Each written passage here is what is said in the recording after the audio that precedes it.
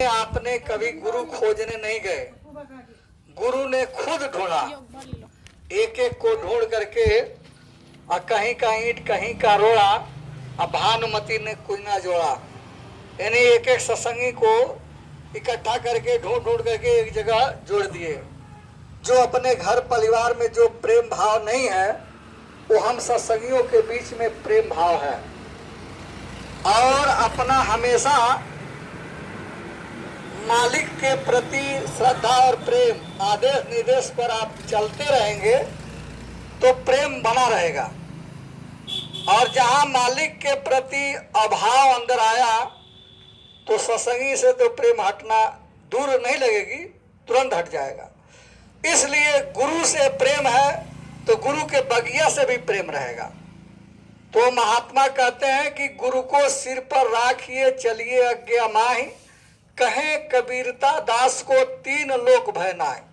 हमेशा आप गुरु को सर पर रखो।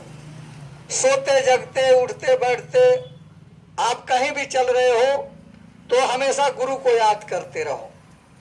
और गुरु महाराज बराबर कहा करते थे कि बच्चा तुम मेरे तरफ देखो, हम तुम्हारे तरफ देखें। अगर इधर उधर देखोगे तो भटक जाओगे। इधर उधर नहीं देखना है, अपने गुरु के तरफ देखना है कि हमारे गुरु का क्या आदेश है, क्या निर्देश है। स्वामी जी महाराज ने कहा आगे जो परिवर्तन होगा वो भजनानंदियों सेवादारों के द्वारा, सत्संगियों के द्वारा परिवर्तन होगा।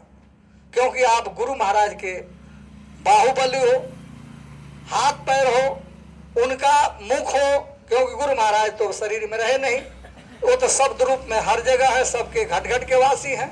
तो गुरु झरोखे बैठकर सबका मुजरा ले, वो सबके घट में बैठ करके देख रहे हैं कि कौन बच्चा मेरे आदेश निर्देश पर चल रहा है।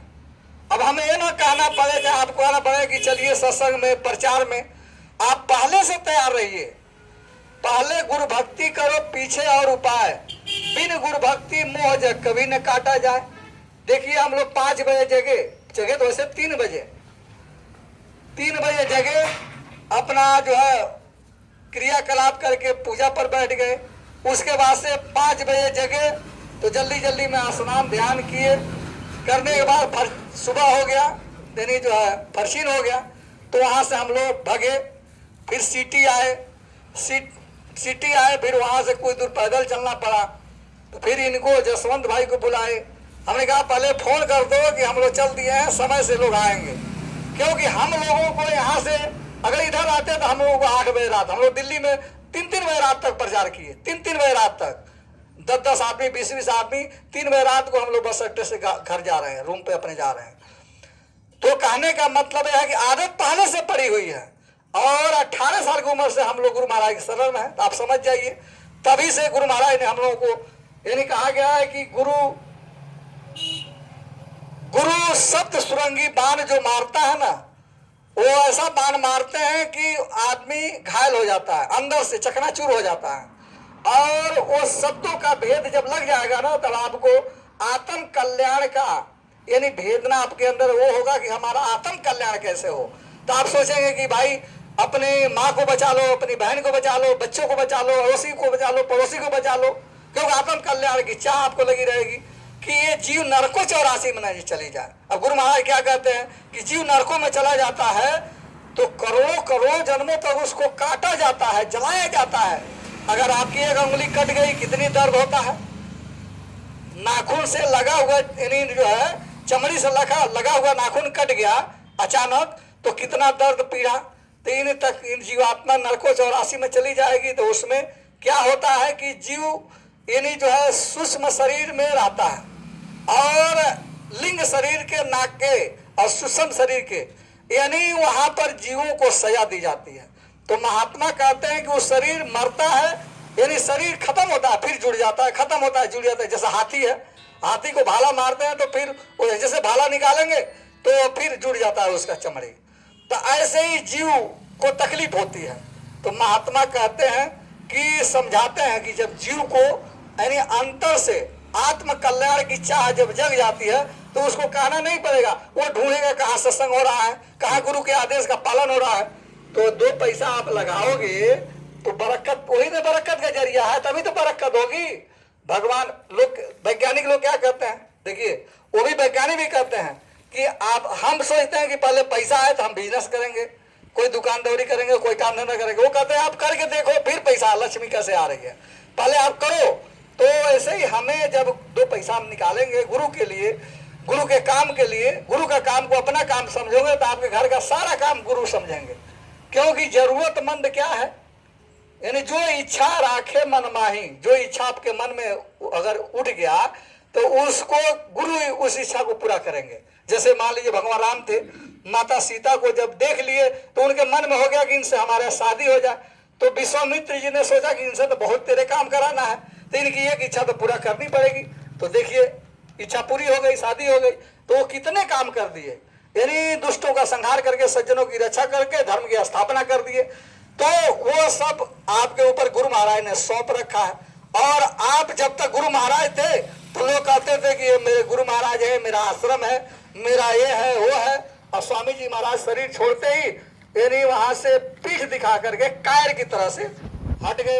और वही काम हम लोग भी करें, अरे अब क्या है, गुरु महाराज चले गए, कुछ नहीं। अरे कुछ नहीं, आप नहीं करोगे, पेड़ों से गुरु महाराज काम करा लेंगे, भूतों से काम करा लेंगे, लेकिन आपका आत्म कल्याण कैसे होगा। इसलिए अपने अपने बच्चों के अंदर भी, यानी बच्चों को भी लेकर आइए। जैसे गाड़ी है, हम तो यही कहेंगे भाई साहब से कि गाड़ी है तो उस गाड़ी के लिए आप 50-50 रुपया यहीं पे आपस में ही चंदा जुड़ा कर रख लीजिए आगे के कार्यक्रम के लिए। भाई तेल पानी की जरूरत है, तो ये सब करने की जरूरत है।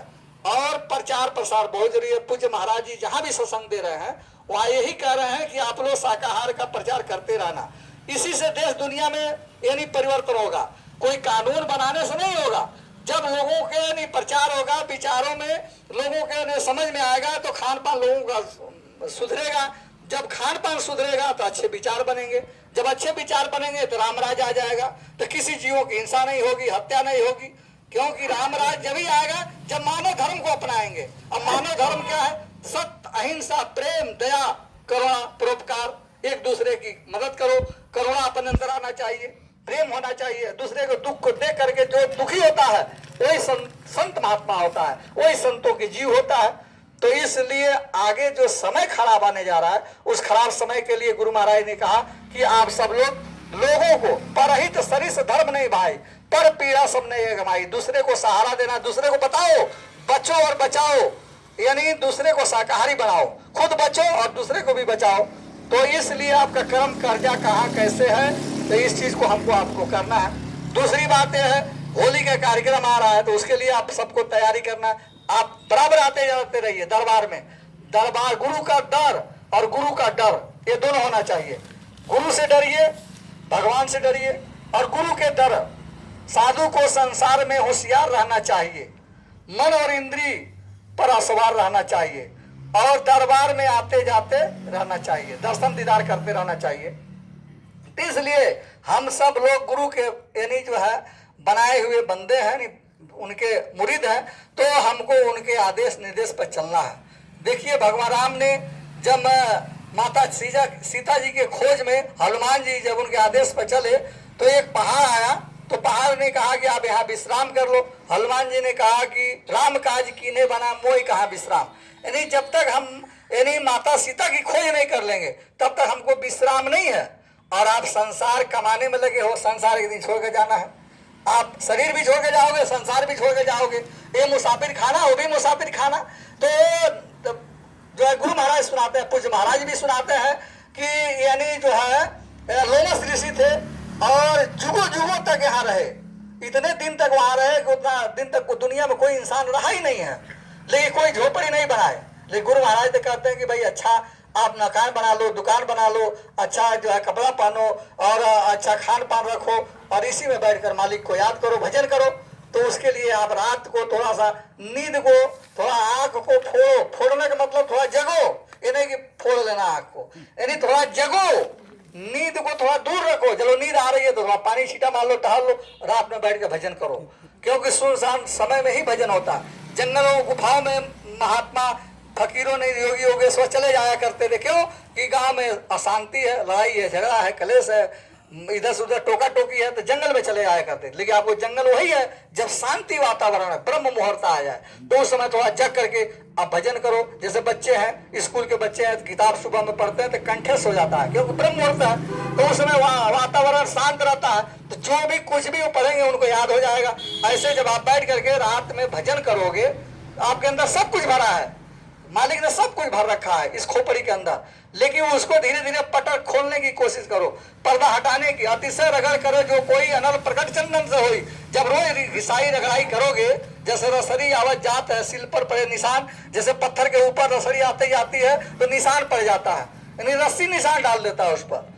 तो आप ये समझ जाइए जब रोज आप जैसे यहाँ कूड़ा करकट पड़ा हुआ था, झाड़ू लगा दिए, साफ सुथरा हो गया, ऐसे रोज झाड़ू लगाओ इसके अंदर और रोज चिंतन करो, चिंता नहीं चिंतन करो मालिक के प्रति, प्रभु के प्रति, गुरु के प्रति कि आपका दर्शन दीदार कब हो, उनके दर्शन के लिए ललायित रहो, दो आंसू बहाओ, नहीं बहता है प्रार्थना करो, मालिक को याद करो, तो वो समझ लेगा कि हाँ मेरे को याद करने के लिए प्रार्थना कर रहा है। तो जब प्रार्थना करोगे तो दीनहीन समझो अपने को, निपट अनाड़ी मानो अपने को, और गुरु आदेश निर्देश में चलते रहो। तो हमारे माननीय मान लीजिए जो उदयलाल जी हैं, अब केदार सिंह तो चलते नहीं है अब उतना, पहले चलते थे, शुरू में हम लोग आए थे तो लॉकडाउन के पहले खूब चले और हम लोग खूब प्रचार किए इधर आपके एरिया में सब जा करके चारों तरफ, और इतना जुनून था उनके अंदर भी और हम लोग के अंदर तो है ही है। हम लोग तो खोजते हैं भाई कोई बुलाए तभी तो हम लोग जाए, हम लोग तो बाहर के लोकल तो है नहीं, बाहर के आदमी है।